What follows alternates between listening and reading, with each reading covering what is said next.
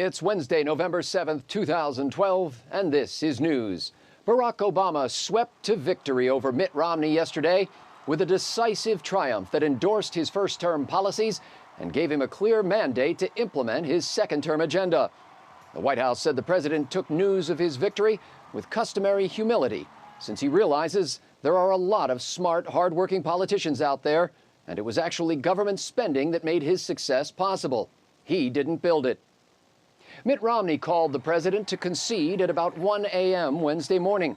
Despite the late hour, Romney said he was confident the commander-in-chief would be awake, probably down in the Situation Room, coordinating hurricane disaster relief and the U.S. response to the slaughter of our men in Benghazi.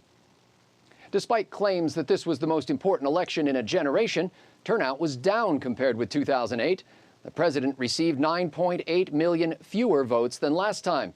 The White House said the drastic drop-off does not reflect disenchantment with the president, but that many Obama supporters discovered only too late that retweets don't get included in vote totals.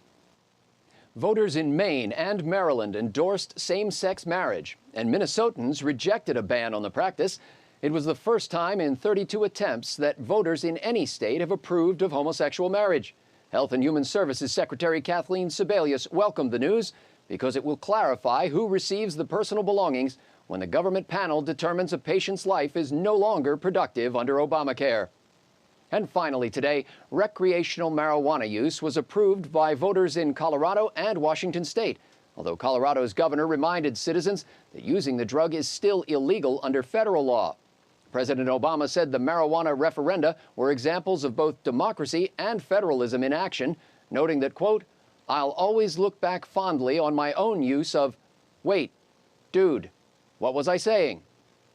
With PJ Newsbreak, I'm Scott Ott. Visit PJTV.com 3 times today for your antidote to the obsolete media.